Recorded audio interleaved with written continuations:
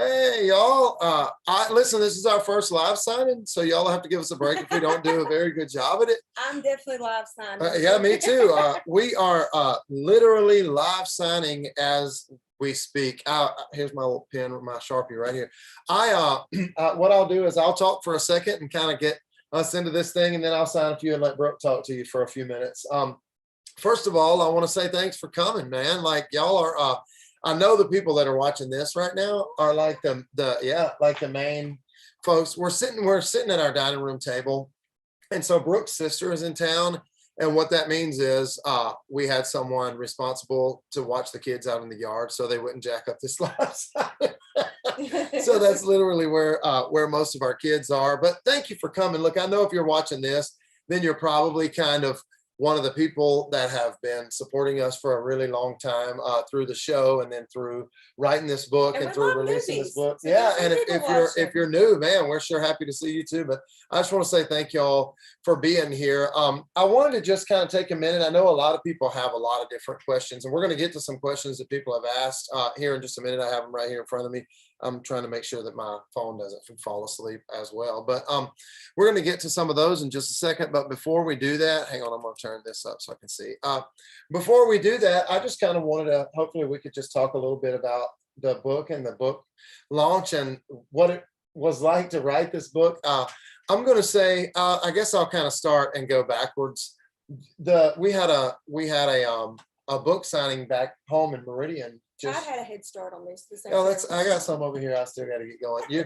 You can sign while I'm talking. It's cool. I watched the how-to video, and that's how they do it. One person signs while the other person talks. People that have to do the how to do a live signing for dummies. No, for real, we did. We were like, whenever they got on here with us, we were like, we don't really know how to do this. We did try to watch the video though. But anyway, so the people that came out yesterday, if you're one of those people, man, thank you for coming. That was so great. And to see the turnout, man, that was so great. And this project for us, honestly, it kind of came out of the blue. We are, I would not have said we're authors. Brooke may say something different, but I would not have said that we're authors. So this kind of came out of the blue for us when the show wrapped and I won the show, which was a whole other crazy story. Brooke did a podcast with Trisha, who's our co-author on the book. And when the podcast was over, Trisha and Brooke started talking about a book. Trisha said, man, y'all should write a book. Because I guess, Brooke's kind of an oversharer, if you ask me. I'm sure other people might. Yeah, she's an oversharer. And so Trisha heard a whole bunch of our stories about our life and our kids and our family and some of the things that we've been through. And so Trisha said, man, y'all ought to write a book. And so my first reaction to that was, man, ain't nobody gonna want to read that. But y'all have proven us wrong. So thank you so much for proving us wrong. And so what we did was we started the process of getting in touch with Trisha, who has helped us so very much in this process, and telling her our stories. I think I don't know exactly what order we did it in, but I know we went all the way from childhood and growing up with our families and growing up in the church and the different ups and downs of that. And then we went plumb through our lives, dating as teenagers and getting married young, and then some of the ups and downs and life and things that have happened in between there. And it's just been a remarkable journey writing it alone. I know a lot of people, and we will too. I know a lot of people sort of jump right into what it is to launch this book, and that we're right here in the thick of launch week. It launched 2 days ago. And we'll get into that, but I really kind of wanted to say what a remarkable journey it was writing the book at all. It kind of took us back and it kind of gave me, I'm gonna let Brooke speak for herself here in just a second, and I'll sign some while she's talking. But it kind of gave me a lot of perspective, and it was almost like walking through our testimony and the life that we've lived. And so there was a lot of gratitude that I gained from that, a lot of perspective that I gained from that. And even when we did the reading, we went into the studio to read the audiobook. Even when we did that, we actually set up a camera because we were hoping to catch some bloopers, but the real truth is, I think we cried more, Yeah. more than anything. Now You cried we a messed lot. up. Yeah, I did. We did mess up some, but it was more. Our mess ups were more like, oh, hang on, let's back up and redo that. You know. I was talking entirely too fast. Now, Brooke does talk too fast. If you don't know us already, you're about to find that out here in just a second.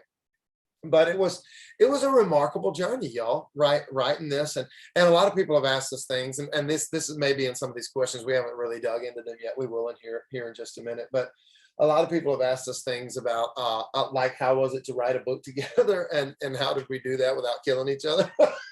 And the real truth about that is, we didn't really sit down and write it together. And I'm glad that we didn't, because I feel like those of you who have read it and are reading it will get a real perspective. I'm a little bit scared that a kid's about to run through the door, because I just saw him barreling toward the house out the window, but we'll see what happens.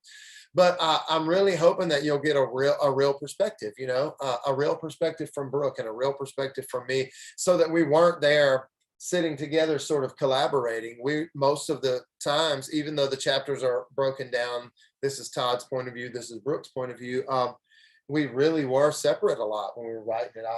I would contact Trisha, or she would contact me on the phone, and I would just talk through this time in our lives. If it was about me growing up in the church, or when I started in ministry, or the time that our marriage almost failed, or the adoptions, or anything that we wrote about in there, she would contact me, and I would tell her, my take on it. This is where I stand on it, and this is sort of how I feel coming out of it. And then she would do the same with Brooke. She would contact Brooke, and she would sort of get Brooke's take on it. And so it was a really remarkable process, and what I would consider, a beautiful and also kind of painful. I mean, Brooke can speak to that for herself, but process writing this book. And so I just mainly was really blessed, I guess, to look back over everything and just see all of this sort of, I don't know, I guess, like tapestry, this quilt of life that God has sewn together using us and our family through the years. And I'm just real grateful for that. And hopefully when you get the book, if you have it already, or if you're going to get it, like if you want a signed copy of the book, I'm trying to remember all the things that we're supposed to do here. If you want a signed copy of this book, or a book with one of these signed things, we're signing these right now as we speak. And so you're seeing it happen. So it's not like a reprint or a fake, if you want that, there's a link right here on this video. And there's also a link in the description of this video that you can click right now if you want to, and order that. And you'll get a copy of the book, and you'll get a signed plate from Brooke and I. And I believe you get a certificate of authenticity, all kinds of different cool things that you get if you go through this Premier Live signing and do that. So if you want that, click the link and do that. And so if you do that, or if you already have the book, or if you've already read the book, or like I said, if you're in the process of reading it, what I'm hoping for, and I know Brooke's going to kind of echo me here in just a minute, but what I'm sort of hoping for is, I'm really, really hoping that you'll read this book and you'll think, wow, that's me. Like, maybe those specific circumstances are not you. Like our specifics, of course, are different than yours. But we're all sort of living this journey, walking this path, the same kind of thing together. And so I hope that when you look at it, you'll say, wow, if they did that and that happened in their life and that's happening in my life, maybe I'm not so crazy, or maybe I'm not so out here on a limb alone, because what happens a lot of times, because a lot of people have mentioned some of the stories that we share, and a lot of people have mentioned, they use the word bravery a lot, and courage a lot, and so She gets nervous. I get nervous that we shared too much, but what I do hope that'll do is show you that you're not alone. All of us are going through this thing together, and we try to be so careful not to tarnish ourselves in front of the world. And we like to say, we try to be so careful not to get any dirt on our Sunday clothes. We want to put this image out to the world that very often is just not real. We're all going through struggles and situations. And so I hope that the book can sort of normalize that a little bit, give you a little freedom.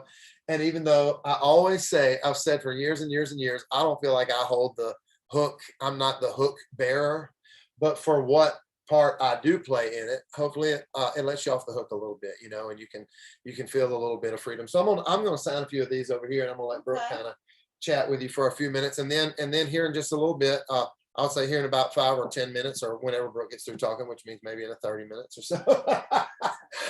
We'll get into some of these questions that we got here. You go ahead. I'm gonna sign a few. First off, I'm gonna tell you guys, like, I started noticing like Todd's signature is very the same, like on all the ones, but you get something unique with my signature because they're all different.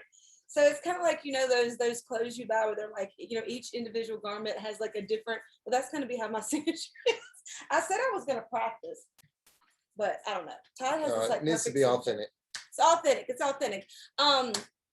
You know, Todd pretty much took the whole 15 minutes, I think, even though he says I talk a lot. So We have some time. no, I'm just I was playing trying to around. let you sign. I'm just playing around. But for me, yeah, I'm gonna echo a lot of what he said. But for me, I say this all the time. I love people's life stories. I love stories. Like that's what it's all about, you guys. We're all just living a story that at times is broken, at times, you know, it's mountaintop, at times it's valley, you know, all of our lives, you know, hopefully are being redeemed by Christ. And so God redeems our story. So it's just, to me, you know, it's a big deal, like Todd, all the way through the voice process. What me and him kind of said to each other was, it's already written. It's already written. You know, all that scripture's already written. All of our days, they've already written. So God already has designed this story for our lives. And so for me, I just wanted to share an authentic story because we all have one. And I love when I see and meet people, I love to know what makes them tick. Why do they parent their kids the way they do? Why do they do that? You know, why do they dress the way they do? Why do they operate the way they do? Why do they think the things they do? And that all comes from their story. That comes from even their story growing up. We're all shaped and molded by our story. And so for me, I just think it's phenomenal that we got an opportunity to share our story. And I hope it encourages others, even if it's not in a book. Share your story. Your story matters. You matter. Your story matters. Your highs matter. Your lows matter. All of it comes together to make a good story. And let me tell you, I tell people all the time, you know, if your story's not good, then it's not over. It's not over. And so for me, that was just such a huge part, is that I love stories and I love to hear other people's stories. And I am an oversharer and I love to share my story. And I hope that it resonates with people. Like Todd said, we tried to be the most authentic that we could be. You know, we do get nervous sometimes that maybe we're too authentic. But that's what you're always gonna get. No, I don't worry about it quite as much. Because you know, this is our life, this is our story. And to me, that's like the moment of friendship, the moment of connection with people, is when you're like, oh my God, you do that too? Like, oh my gosh, you worry about that too? That happened to you too? You know, those are those moments that we connect with people. And so I'm really hoping that our book connects with people. And for me personally, there's a huge section in there where I get vulnerable and talk a lot about dealing with very severe anxiety and depression. And I, you know, being a pastor's wife, growing up in the church, I hid it for a long, long time. But I had some major battles with it. I remember the last major time I went through it. The first time I hid it really, really, really well, or I tried to. I thought I was. The second time, I remember telling the Lord, if I've got to go through this, I have got. What happened?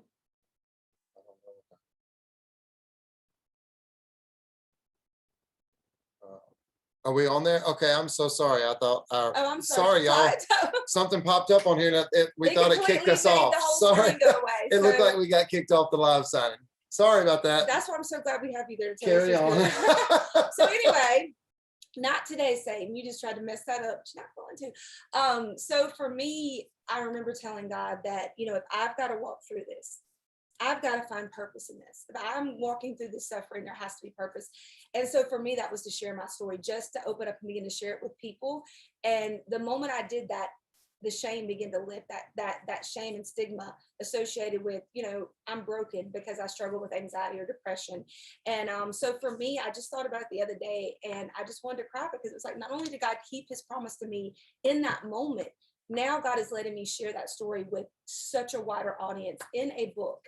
And so God honored that promise to me. I walked through that and he brought me out on the other side, but also he gave me purpose, and he is allowing my story, I hope, to help others have hope, you know? And so for me, that's just, I think, a very personal part that in this story. And just, I don't know, I love to share to help others. And so us walking through adoption, us walking through a child that was severely, severely sick, walking through battles as a pastor's wife, walking through accepting myself and accepting my kids for who they were, our marriage struggles, almost getting divorced, just all the things that we walk through. I hope that it gives a little bit of hope for you guys out there, because see, I like to tell people, we almost got divorced about what, 3 years in? It's been 20 years Yeah. ago, just about. And we've had our issues, we've had struggles since then.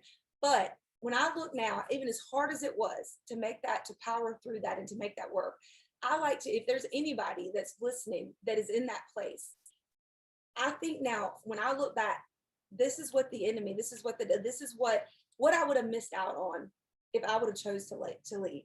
What I would have missed out on, was 7 more amazing kids, this whole journey, this whole, this our whole life story. And basically what you read in this book, the whole thing, from that point on, we would have missed out on, and so I just hope that it encourages people to have hope, to look for the little wins, to look for the little moments, to know the big wins will come.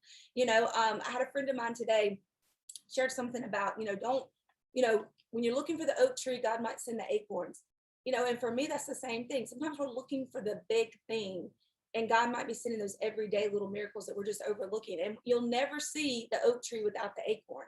And so thank you, Nicole. I don't know if you're watching, but she shared that today. And that really kind of reminded me a little bit of what our book's about.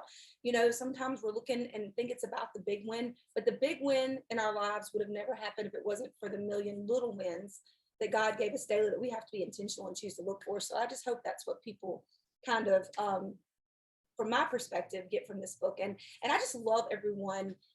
So many people have just taken the time to love on us during this book launch and to come to the book signing in Meridian, to show up on all of our lives, to be a part of a launch team, to write reviews, to pre-order the book. Man, y'all have been amazing. And just please keep sharing it so more and more people, I hope, can hear our story, and I hope get some hope. So that's kind of all I got on that end. Yeah, I keep thinking over here too that he is such a quick signer. A lot of times. Sorry. Go ahead. No, I'm sorry. I was going to apologize for you guys. My hair is super flat.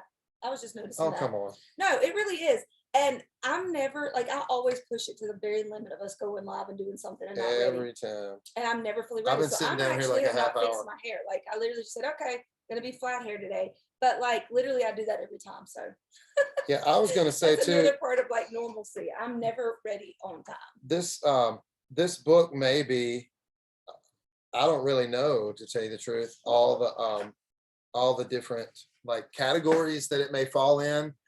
But one thing that I do hope is, if it's, and I'm sure it is, in the marriage and family kind of thing, a lot of times, and I'm not blanket statementing here. I don't like to do that. But a lot of times I think we assume that if you pick up a marriage and family book, it's going to be a book about how to do it.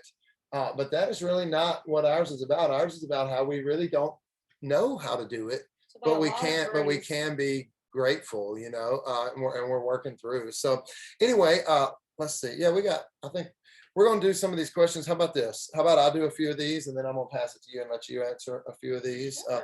Before I do that, though, this may be one of the questions. If it is, we'll rehash it. But before I do that, do you have a favorite story that you shared in the book, or most meaningful, you think? God, most meaningful. I don't know. I like this is how I'm going to be, because I'm indecisive. I like every part of the book for different reasons, but I really love the parts, the sections that talk about our kids and how we raise our kids. It's a really important deal to me. And anything that highlights them is really special to me as a mom's heart. Yeah. And again, for personal reasons, God has just honored his promise for me to get to share my story. Yeah. And bring purpose to my struggles with anxiety and depression. So I was really glad that was in there. Yeah, it was important to me that, and I don't know, some of you may have already started reading it. I don't know. And if you haven't, again, there's a link right here on the video. There's a link in the description of the video. You can click that link and order this from this premiere live signing event, and you'll get your book, and you'll get one of these signed plates that we're signing right now here live on this video. But I will say, one of the most important things to me, and I think we pulled it off, was that this is not a book about The Voice. It's not about me going on The Voice. That's a very small part of a much larger story. But I do love the parts that are so, because a lot of times when we talk about little wins, you don't see the little ones. And so I do like that we have several times in this book where we did see some real apparent miracles, through Yes. adoption, through health of our kids and different things. Some really apparent miracles took place. So uh let's see, Michael from New Orleans, Louisiana says, why did you two decide to write this book? Brooke, you want to, I mean, we talked a little bit about that, but he asked specifically. So do you want to answer that, or you want me to just do it on my own? From my perspective, we had someone that said it would be a great idea. And I think honestly, if we're being honest with ourselves, I think I think we're all sometimes struggle with insecurity that no one would want to read it, no one would care. Yeah. And so for me, I think her kind of saying yes, this would be an amazing story. And then I'm always kind of a like girl of faith, and let's just walk in some crazy faith. And so we just stepped out there, and really when she first started talking about it, I didn't know if it would even come through. But I just said, okay, God, if this is the door you're opening, I love to share. Yeah. I mean, I love to share. I bet that is something. And so we just walked through every door, God opened with it. And he continued to open the doors. And the more that closer we got, the more blown away I was, and the more excited I was that we're going to get our share story. But we've always just had that element of, I hope people getting something out of it, but I don't think that we're special people by no means. We are just like everyday people. And I'm honest We with that. feel We are like so painfully normal. human. And so I really, always like, I hope that people take away something from it. I really do hope people see our hearts in it. All right, I'll let you sign. I'll answer a couple. I lied. I told you I was going to answer a few, then I was going to let you answer a few. Sorry. I'm good. I'm good with talking. Yeah, but we need to sign too. So, so all right. What's the one thing I wish? This is from Cameron, by the way, in St. Louis, Missouri. What's the one thing we wish we would have included in the book? That Brooke may can chime in on this, but what I'll say is I don't know. I actually, I'll say I actually think we might have shared too much already. I don't know, because what I try to tell everyone, especially people that are close with us and friends with us, like we sit across the table and have these conversations, not necessarily on podcasts or blogs or things like that. Is that there are things that we did not share, because there are things that are very, very personal, and there are things we did not share. I wouldn't let your imagination run too wild, but as far as what I wish we would have shared, Brooke, unless you have anything, I can't think of anything that we didn't share that I think we should have. I think, or at least up to now. I think the biggest thing for me would be, I wish that we could share a little bit what's going on now, a little Yeah, more. But maybe that's another book. Write another book, because I feel like we have been through such a metamorphosis. Oh, metamorphosis. That's why we have Trisha helping us write this book. Since we started writing this book, our life has changed so much. Very good Grammarly. I am not. But yeah, I would have liked to have been able to share a little more after, I guess, what went on, because we have went through a great transition. A good bit, yeah. And so there's just a lot more to tell. Yeah, I guess that's true. If we could find a way to slip in some of these stories. The rest of the story. Yeah, if we could find a way to slip in some of those stories of things that have happened since we wrapped writing. I guess we would do that. I would love to write a book, or have a book out, honestly, of some of the crazy things. I have 8 kids that they have said and done over the years. I feel like we didn't keep a good enough record. Facebook. I swear to goodness, thank goodness for social media, because I've posted so many on Facebook of the cute little, so many different stories and things I said. For me, that would be a bestseller. Nobody else may care, but I'm just. Oh man, I think my kids are hilarious, and we have a wide range of personalities. I wish we could share a little more of that. Yeah. All right. Well, you can keep signing. Then I'm sorry, I keep drawing you in. All right. Let's see here. Pam, I'm trying to just go question by question. Pam from Las Vegas, Nevada says, what lesson or bit of wisdom would you want your kids to remember you by? And I don't know if it's exactly like a soundbite as much as it is just sort of a notion. I don't know. I hope that my kids, even though it was later on and I was, past 40 when it all happened, I hope that my kids would follow my example and just take the risks and run after things. Now, in this book, you will read that we did take a lot of risks that other people maybe would be a little afraid to take. But to me, not all of them, but most of the ones that were our choice, not things like the kids being sick and stuff, it's almost like there was a safety net somewhere, except for a couple of them. You learn the more times you step out and do crazy things and have crazy faith, it's not as bad as you think it is. like once you step out and have some like do something kind of like outside of the box, like it's not as bad or hard as you think it is. Like I've kind of found that, like you're so afraid, but then once you do it and you Well, see and God I've learned come to, together, even you if know, it goes it's bad, then that's where you are, and this is where yeah. this is the starting point. You know? Yeah, I hope for our kids, like a big deal to us, we talk about this a lot, is our kids allow themselves to be who God created them to be. I hope my kids go after being their unique self and not try to fit in a box of what the world or a church or a system tells them they have to be, because we're each created for a unique destiny. So that's like really important to me is I hope that our kids, I hope we've made kind of prepared them and made that way easy for them, that they are able to just be themselves. Because Yeah. that is something to me that's sometimes lacking in the world. Like people are so afraid just to be who they are, afraid people aren't going to like them, afraid they're not going to fit in somewhere. Because you know what?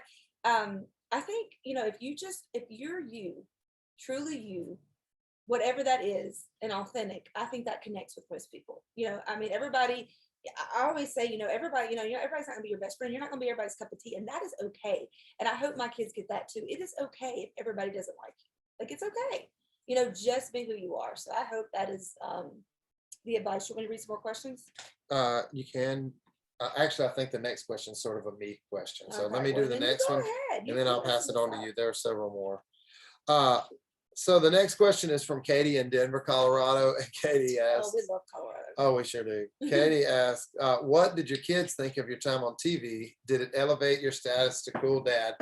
I'm going to say, I don't think that Oh, I'm sorry. I was listening to you. I don't think we got this signing to do, baby. I'll say, I don't think cool dad is even a thing.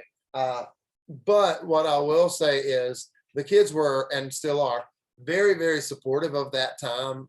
They were voting and emailing, making up emails and coming up with brand new things to vote.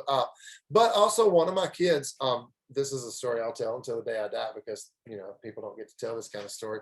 One of my kids is a musician himself, and he writes his own stuff. And he does rap and like hip hop kind of music, and so he in one of his raps, phenomenal. In one of his raps, he included me, and so yeah, he's very good at it. Yeah, he actually collabed with another guy, and the guy that collabed with yeah, sang my name in one of the. So I thought that was pretty cool. Asher So Reed, what is his Instagram? Kid Asher Music on Instagram. He is phenomenal. Okay, guys. so I've been reading all these, so you might have to go. Justine, that's the name and where they're from on the other side of the question, and I'll sign if you want you do. All right, Justine from Nashville, Tennessee. What's your favorite thing about Nashville so far? You want to answer that? You go to Nashville a lot more than I do. So far, and I have found that my sentiment is not the same as a lot of people that I have met. And I hope it stays. I hope mine stays. Yeah, I see that. There's a spider. There's literally like a Charlotte's Web spider. We live out here on the farm, so. But anyway, please don't let it follow me. So I'm scared of spiders. I hope my mind doesn't change through the years. So far, it's the people. I've met some phenomenal people, and very, very I'm gonna have to, helpful. I'm gonna have to go with like the culture and the food, like the music. Like it's so cool to just go there and be able just to listen to live music everywhere you go. Like there's just music everywhere. And we're just like our family, we all just love music, all different types. And so for me, like just the kind of culture and the food, I'm such a foodie.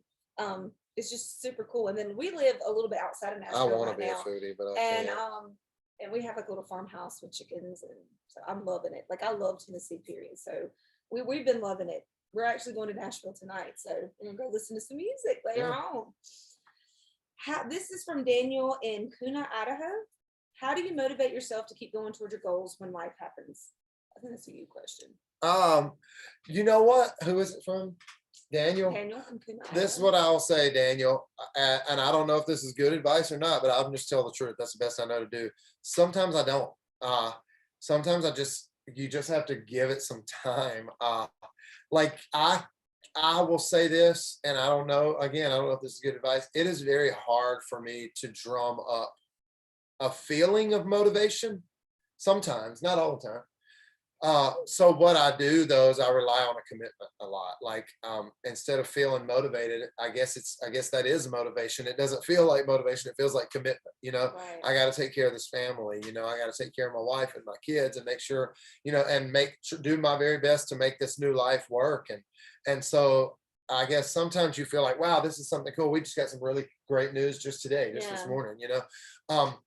But then other times you feel like, man, it feels like I'm I think treading that's water kind here, of but you got to like keep doing it. marriage. Like there's the days Yeah. that it's just rolling and you're like, whoa, I'm so in love and this is we're excited about life. And there's days where it's a choice and it's like a commitment. And so I think my key word is always to people intentional. I think you have to be intentional. Sometimes like you don't want to do the things you have to do to achieve a goal and you just have to be intentional and disciplined to do it. And that's really tough because I'm not disciplined. All right, next question. This is from, I think it's Stephanie from Fort Lauderdale, Florida. Brooke, what was the hardest part about being away from Todd while he was filming? I think the hardest part for me was probably just we're very used to being together. We're having to get used to him being away now, but back then we were very used to being with each other on a daily basis and doing life together and doing ministry together.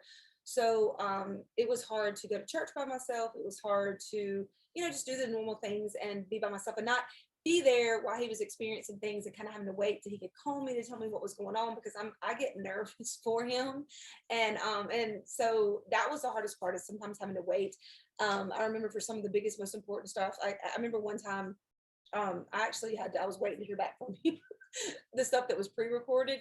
And I went to the church and I literally I told him I think I was probably getting on God's nerves. I was praying so hard and so much because that was the first time Todd actually called me and I was really nervous. I was. During the knockout. I was really nervous the whole time. I had to, that is all that's all done pre-recorded, and so you don't know. I don't know till he calls me, and so yeah, that was very hard. So that was probably the hardest part is not being able to be there and having to wait and not know what's going on. Let's see. This is from Tracy in Seattle, Washington. What was the decision like to step away from preaching and towards a musical career? Was that decision made as a family? Let me speak to the family part. Yeah, you sure can. Absolutely was made as a family, and Todd will probably expound on this when he talks. It's something that we felt a shift way before The Voice ever happened. We like to say that The Voice was the platform that God used to we knew Todd is like a play it safe bet, bird in the hand guy. I really am. And and so for him, he needed the grand gesture of something like The Voice to kind of make that leap of faith. And I feel like God had been putting a shift in us for a couple years before that. We just didn't know what it was. And Todd even looked into real estate. I think I'm answering. I looked into several things. Yeah. Real estate, barber, which I thought was hilarious, even though he goes to a good barber. I love a good haircut. But yeah, we were just feeling a shift. And so I guess it was very hard to step down and to in essence leave that part of our life with the people we loved. But I guess the decision wasn't hard as in what we felt like we needed to do because we had been feeling that and we felt like this was the open door, God saying all signals, this is what you need to do. You want to expound on that any? Yeah, I would say aside from really personal things, because we're not we don't have a monarchy going on around here, aside from really personal things, I would say all decisions like that we sort of make as a family. Now, don't get me wrong, we don't poll our kids and we do discuss it with them though. So yeah, I would say it was made as family. It was hard.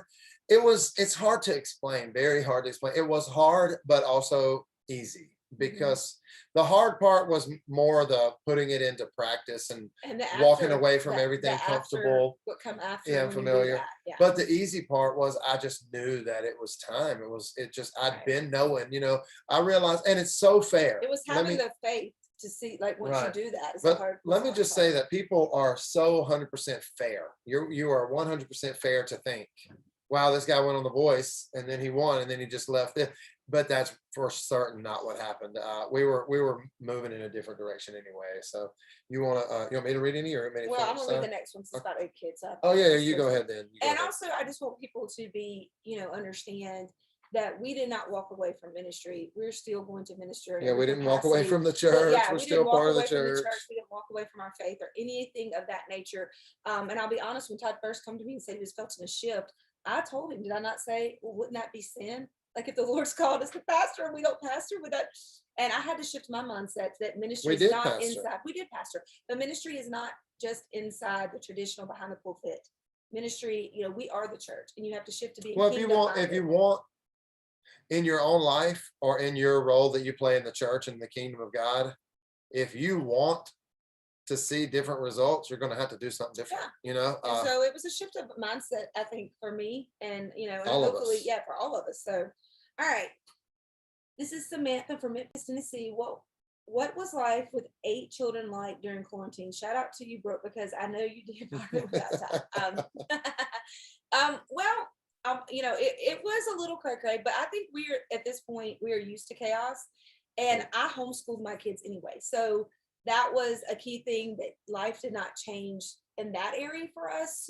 Honestly, because we already homeschooled, we didn't have to navigate the whole whatever mess they tried to do schooling at home from school, like actual school. Oh, I don't know that we would have succeeded. No, we would have started regular homeschooling. It would have been a whole other book. Yeah, that would have been a whole other book we could have wrote. So for me, you know, I guess kind of being in the house and being stir crazy was a little hard with all the kids, but I like staying home. Brooke does not. No, I don't. But I will be real, like the big part of the voice coming home was right when the pandemic was just starting so bad. And so we had a lot to preoccupy our minds and kind of be focused on. And the kids helped a lot, because once the filming came home, we had to all be a part of it. So it kind of, the first really intense part of COVID, we were doing the voice from our home and church. And so it kind of gave me a little bit of something during the hardest part. But for me, that, you know, just, you know, a lot of long baths and going in and shutting yourself in a room and locking the door, praying, screaming, whatever. While children bang. Yeah. So, you know, lots of chocolate. I gained weight. I'm continuing to do that. I'm trying to lose it. But yeah, for me, you know, Mountain Dew is my vice, and, you know, I went to Mountain Dews a lot. So, but I will say, I think it was even harder on some other people, because we already had our kids at home, like for doing school and stuff. So that part was easier. Chris, I think it's Christina from Louisville, Kentucky. Louisville. I don't know how to say it. Everyone says it different. I was gonna say, well, Louisville, Kentucky. Somebody, Christina, if you're out there, correct us. How did you two meet? Is that story in the book? It is. We met like through a pretty, I mean, I say basic because we met in church, and I think that's basic. But we were very young, and you know, I actually didn't like Todd at first. You know, I liked another little. I'm not even responding to that. I'm glad. I've not liked him several times in our marriage. That's true. I actually liked another little boy at the church that was he younger than me, if I remember correctly? Yeah, he was shorter than me, and yeah. I remember Todd thought it was real funny. He brought a stack of those redback hymnals. Yeah. For him to sit on. He was being snarky. But I didn't like you at first until your old girlfriend come back in town. And I was used to I was one of those girls. Well, we say old girlfriend, but I mean, we were kids. Well, yeah, whatever. You know, but anyway, I was kind of one of those girls that weren't everybody like me, but not really like that many people. And so I loved the attention Todd gave me, because I was good friends with his sister. And so I was over at the house all the time. So when his whatever friend that was a girl, whatever you want to call it, puppy love, whatever, came down to visit, yeah, that kind of shifted. I decided I didn't like not getting all his attention. And so then we started this whole like back and forth breakup, which was me, wasn't it? It wasn't very much back and forth. Yeah, I broke up with you one time. Yeah, I broke up with Todd several times, and we went this back and forth thing, and then he broke up with me the last time. Said God told him to, so you can read all about that and how we and how we ended up here from there. But yeah, so you know, we met in church. It was a church I actually had went to before. We left, went to another church, and then for some reason came back, and y'all were the pastors when we came back. And so they walked over to our house. They lived a street over. When we were dating, we lived one street apart. I will say I am outsigning the crap out of you, by the way. Oh yeah, well, it's because you're like quick and you have this perfect signature. All right, let's go to the next question. We're going to run out of time. You better sign some while I'm doing Okay. questions though. Let's see. Wait. Never mind. What The I next do? question starts with Brooke, so you might better do that one. At your heart. All right, this is Heather from Dallas, Texas. Brooke, I heard a preview of your story about those tough 6 weeks with Hosea. Have you ever thought about advocating for other mothers who feel they're not being heard? I know this is a common issue, especially in communities of color. Absolutely. I would love Yeah, to advocate, I never and thought of that. yeah, that's Who is that? That's a actually good that Heather. idea, Heather. That actually is a phenomenal idea. I've never really thought about it in that aspect either, but I would love to do that because guess what? No one advocated for us. Well, finally, a nurse A nurse did. did after like a months of us going to the doctor, what, 3 times a week. Yeah, a lot. Hosea was on home health, had a feeding tube in, just wasn't gaining weight, losing weight, wasn't gaining weight, never gained, like he was never, I started out as a breastfed baby, so they wanted him to gain back up the birth weight. He wasn't doing that. He didn't gain back up to his birth weight. He was a big baby though. Thank God. And so yeah, I think that it would be awesome. And I do, especially of people of color, because sometimes I feel like they are disregarded. I know I'm not even being a person of color. I felt disregarded. I felt like I was told, oh, he's just at first he's just a hard baby. Oh, he's just a tough feeder. Oh, this will, and I felt like I was disregarded when he was my, Hosea was number 6. Let me make sure that's right. Yes, he was number 6. So he was my 6th baby. I knew something was wrong from the get-go. I knew something was wrong, and I didn't feel heard. That's probably not the correct way to say that. But I feel like I had to push so hard and continue to almost harass people to get my child taken care of. And so I would love to be that voice and to help, women I think that are sometimes just disregarded completely, and pushed aside and maybe afraid or really don't get what they need because, so I would love to be the voice for that. Absolutely. All right, here you can sign a few. All right, it's either Louis or Luis. I don't want to mispronounce your name. From Baltimore. Says, how have both of your relationships with God evolved over the years? Was it difficult to get through the past year? First of all, I mean, I can always talk for me.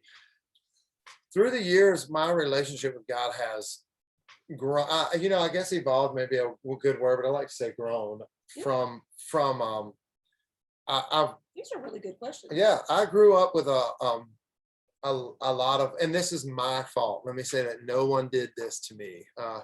But I grew up with more of a work-based salvation mentality. I'm not 100% sure why. I mean, I have some ideas. And so through the years, God has really, really started to show me, that even when people say things like, when you come worship, you have to present a spotless, without spot or blemish. I do. Jesus, the blood of Jesus, and the blood of Jesus alone, and that's all I have. And so through the years, that has changed a lot. And I still, and my relationship with God also, sadly, it's hard for me to even admit, heavily relied on pleasing people, and he's freeing me from that. And the last year has been tough in ways, but for me, as far as my relationship with God goes, it's been really liberating, I would say. I feel it, and again, I don't want this to come across the wrong way, so if someone just happens to click on here right in this moment, but I feel like if people start using terms like sellout, I feel like I was more of a sellout in the last few years that I was an official pastor of a church, as far as like spiritually and relationally with God, than I am now, and so Brooke, did you want to speak to that? Or I know we're our time. I mean, I guess she said we could go up to an hour, and we straight up lied and said we probably wouldn't, but it looks like we will. Just because we're talkers. I think for me, what God has shown me in this process, to be honest, is, I solely put my identity, I wrapped my identity in who I was in the church. And so it has been a very hard transition for me. God, I'll get a little teary on that. I hate that I do that a little bit. So for me, that God is having to show me that I have to find my identity in Him, and all the familiar things and all the stuff, things that I felt stable, and things, honestly, people in my life that were, they're great to have, but I think in this season of life, God has shown me that I've got to rely on Jesus, and that I had learned to go to people sometimes instead of going to Him. And because I had all these amazing support system of people and accountability people and just amazing ladies in my life. And you know, I found a lot of fulfillment in being needed and being a pastor's wife. And I kind of knew when we branched off into this season what God was doing with Todd, but I had zero idea. And I'm still figuring out what God wanted to do with me.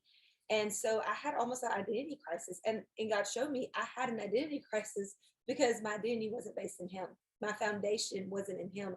I had put it in other things. And so that was really eye-opening for me. And it was painful. And I'm still in that process, that metamorphosis. Am I saying that right?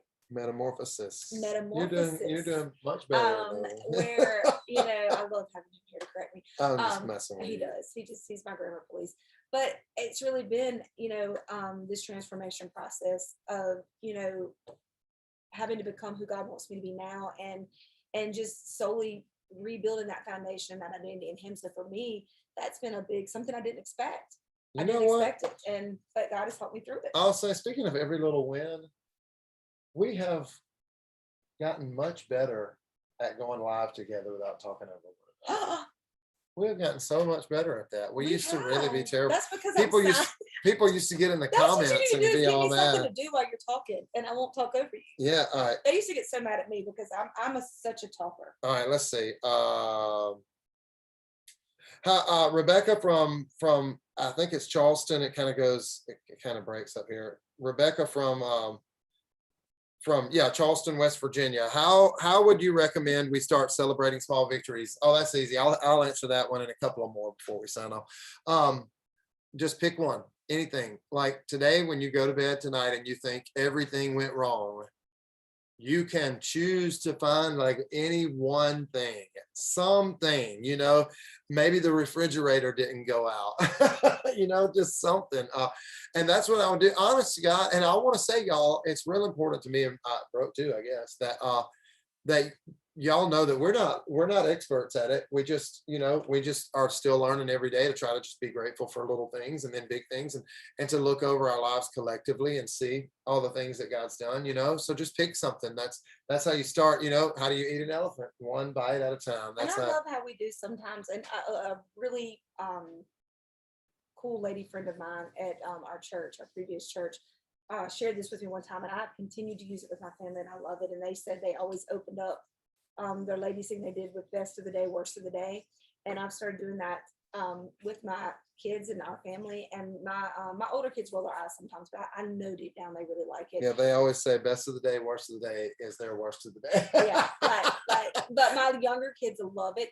And so it's like one of those things that you can kind of take the moment. Yes, there's been some worst of the day. There's been some bad in the day. And you can talk about it and get it out there and own it. But then you have best of the day. And so you look for, even like, it forces you, it makes you be intentional, even from a young age, to start looking for what was the best of the day. I got to go down the slide, my kid might say, or I got to go swimming. I might say, I got to go take one of y'all to eat with me, you know, whatever, or me and Todd got to on a date, or whatever and it can be a million different things, but like, it kind of makes you stop and think, okay, what was the best for our day? And you kind of end on that. You start with worst of the day, because you go ahead and acknowledge some days are just crappy, and every day there's going to be a part of it you just didn't love, but there's always going to be a best of the day. And so if you can kind of look for the best of the day, you know, and make sure you kind of end on that note when you go to bed at night, I think you're good. I think that's a win. Yeah, hang on. I feel like we talk in cheesy like book terms. It's a win. Yeah. Oh, look at that. Look at me. Oh yeah, we got some dessert over here. Let's see. Oh my gosh, Savannah in Detroit, Michigan. What is the secret to a lasting 22-year marriage? I want to tell you this. It is the same secret to losing weight or any of those other things, just hard work and determination. And I hope I never have to choose. And I mean, on long term, I have had to choose short term, but long term, I hope I never have to choose. I love passion, but if I have to choose, I choose commitment over passion any day of the week. Show up. Yeah, just listen, be there, show up, and be on each other's team. Don't ever forget that you're on each other's team. And you know, try to put yourself second. Really tough days. It will not be that way forever. You know, this too shall pass. I mean, honestly, for me, it's just keep showing up. Keep showing up. It eventually will turn around. I like to say, you know, we're people of faith. So I like to say the enemy, which is the devil. Sometimes when I say the enemy, people don't know who I'm talking about. And I don't know if people think I'm crazy. But when he always deals in absolutes, where this is never going to change. I'll always be this way. My marriage will always be this way. I'll always feel this way. That's a lie. When you start hearing that, you can automatically know that is not God talking to you. And so just remember that. Those absolute things will not always be the way they are in that moment. And, you know, just put the work in.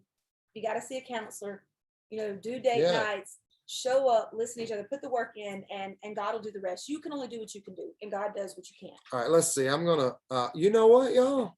We finished the questions. Win. We finished the questions. So, hey, listen, we're continuing to sign these things. Y'all, there's a link in the description to this video, and you'll also see the link on the actual video of how to order one of these books with these signed plates that we're signing right now. Even if you're watching this in a replay, we're signing these right now. And so if you want one of these, man, just click that link and go, and you can order one of those up. You get the book, you get the signed plate. I think you also get like a certificate of authenticity. And so it's kind of like a cool little deal, I think. And I want to say thanks, y'all. Thank you for coming on here and being a part of this. And thank you for being a part of our story. Going to be my best of the day today. Yeah, and y'all keep on, man, just making your own. You know, make your own story. Start today. Go for a walk or something that's maybe you don't normally do. Anyway, so we love you, Brooke. You got anything else you want to say? No. We're gonna keep signing, and You y'all get these books, and hopefully you enjoy them, and hopefully they encourage y'all. We love you so very much. All right, and we'll see y'all next time.